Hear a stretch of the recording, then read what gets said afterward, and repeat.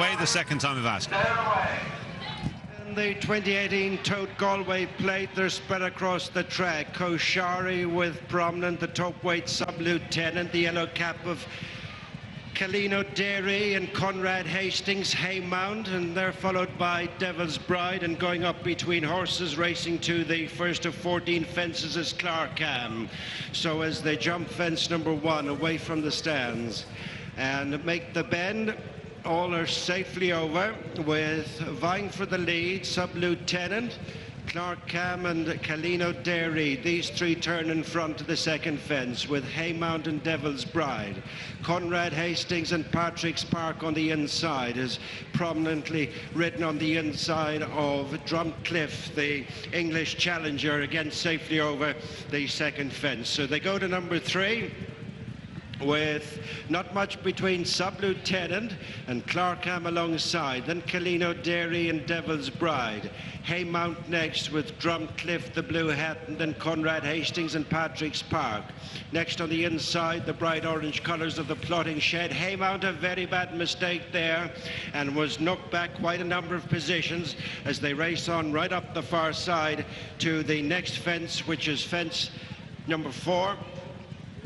And it is the first ditch, and it's Sub-Lieutenant in the air with Clarcam, being followed by Devil's Bride. Behind these is Drumcliff and Calino Dairy on the inside. After these is Valser Lido and Conrad Hastings and Patrick's Park, the Plodding Shed. And then comes last year's third, Slow Motion, as they race away from the 5th fence, and down the hill they come to numbers 6 and 7, and up front. And Clarcam has gone on now to pick it up for Mark Enright, with Sub-Lieutenant and Dylan Robinson in second. And then comes Drumcliff and Anya O'Connor third on the outside of Calino Dairy and Brian Cooper. And then Devil's Bride, Conrad Hastings, Valser Lido over the first of the two and quickly on now to the next. And Snow Falcon blundered very badly towards the back. So they climb the hill, and taking them back into the straight for the second time, and soon at their point of departure. And in the lead is Clarcam. Sub-Lieutenant second, third is Drumcliff, 2 lengths to Calino Dairy. Devil's Bride, Conrad Hastings, Patrick's Park, the Plodding Shed, Valser Lido.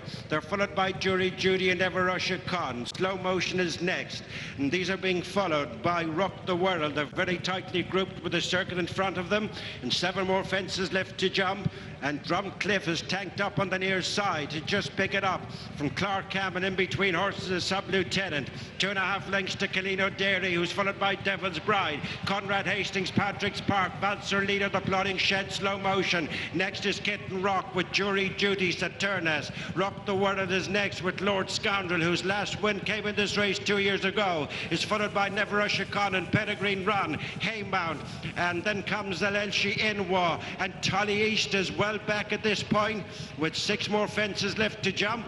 And then Snow Falcon and Koshari has dropped right out of contention. They've a mile to go and 6 fences left to jump. Drumcliff, and on the inside, over and Camp, and Drumcliff's gone.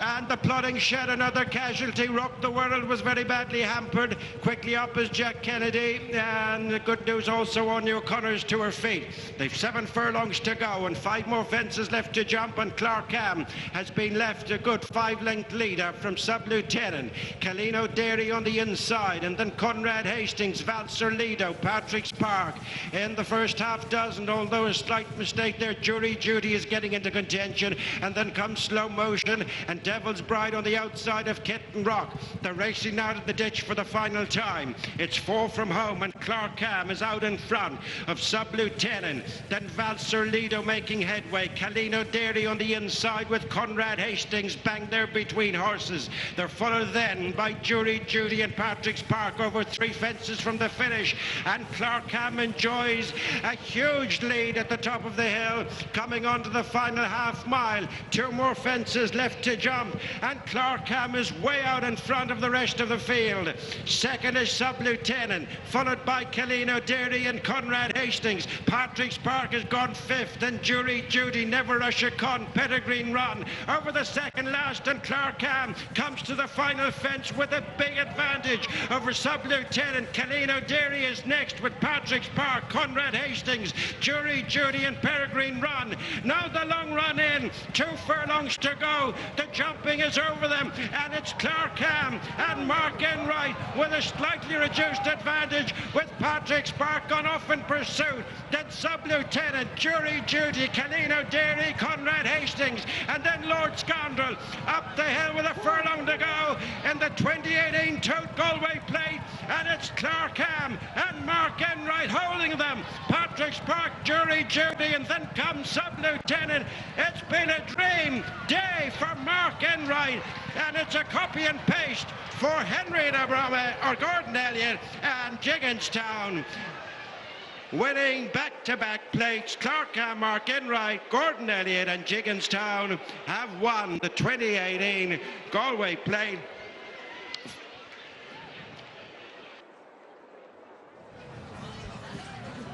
They certainly have, and I don't know whether too many people saw this coming. Certainly after Mark Enright rode his earlier winner, Kevin, I think we more or less dismissed his chances of winning the Plate on Clarcam, but what a horse this has been for his connections. It's his 10th win, and it takes his earnings past the guts of €400,000. Very canny ride from Mark Enright, who just, once Drumcliff fell, he just seemed to ease away from them, and they never looked like getting him back after that, did they? I think they just paid the price for ignoring him, Gary. You know, he's not, like you said, the case for this horse on paper was not a strong one, and they saw him get away, and I think they probably looked up and said, it's Clarcam, we'll let him go, he'll come back. And he hasn't come back. It's a remarkable result, really. Like you say, he's been a wonderful horse for his connections. It seems like he's been around forever, but he's only an 8-year-old. And I suppose the story here is Mark Enright. You'd have to be absolutely delighted for Mark. You know, he's come back from a bit in his career, and this is a huge win for him. It certainly is. I was saying earlier on, I don't actually remember him riding too much for Gigginstown before.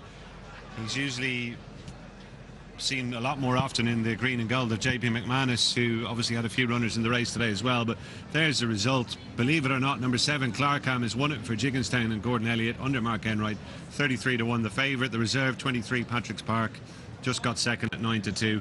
4 Jury Duty third at 7-1. And Snow Falcon, what a race he ran after that shocking blunder at the first one in the dip first time round, coming through for 4th at 11-1. But obviously it's a race that's going to take a bit of analysing looking back at it, Kevin, but my initial thoughts are they seem to go the usual helter-skelter early gallop, then they really steadied it up after jumping the 2 fences in the dip the first time.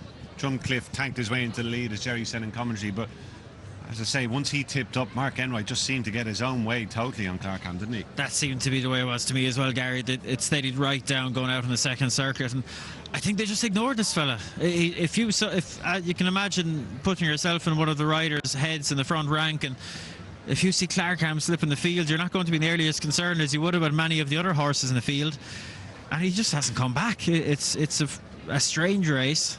You know, there's many horses still in the picture here turning in. You know, it suggests perhaps the overall pace wasn't hectic, and Clarcam tactically, Mark Enright has ridden the rest of these to sleep, hasn't he?